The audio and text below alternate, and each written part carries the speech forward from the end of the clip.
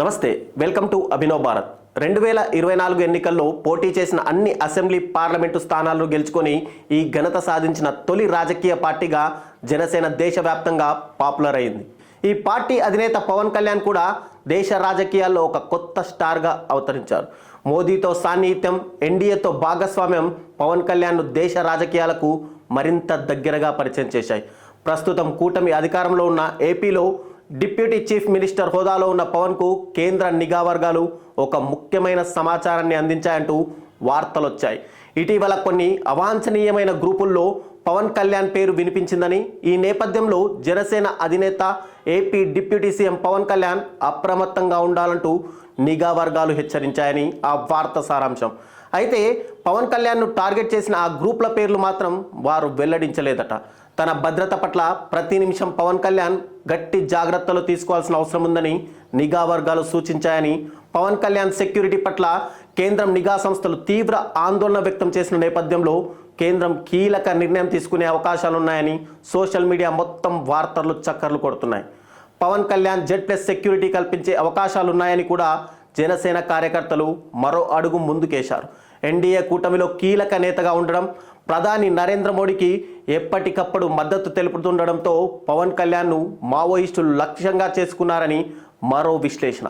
కొంతమంది phone calls track చేసినప్పుడు వారి మధ్య పవన్ కళ్యాణ్కు సంబంధించిన ప్రస్తావన రావడంతో నిఘా వర్గాలు ఆయనను హెచ్చరించాయట.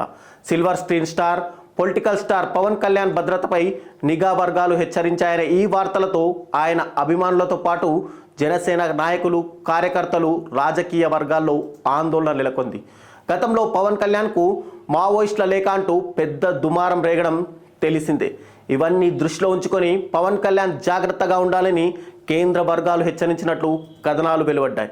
అయితే దీనికి సంబంధించి కేంద్రం నుంచి కానీ, రాష్ట్రం నుంచి కానీ, జనసేన నుంచి కానీ అఫీషియల్గా ఎలాంటి ప్రకటన లేకపోవడం పలు అనుమానాలకు తావిస్తుంది.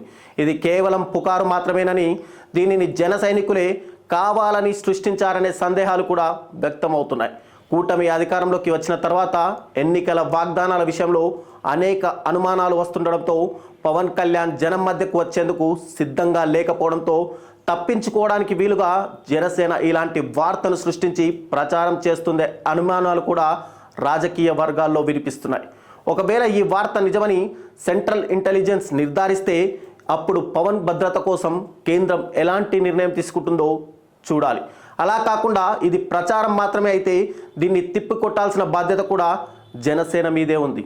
నాయకులారా, మీ పనితనం మీ అధినాయకులకు తెలియజేయాలనుకుంటున్నారు. ప్రజలారా, మీ సమస్యలను మీ నాయకులకు తెలియజేయాలనుకుంటున్నారు. ప్రజా సమస్యల పరిష్కార వేదిక మీ అభినవ్ భారత్.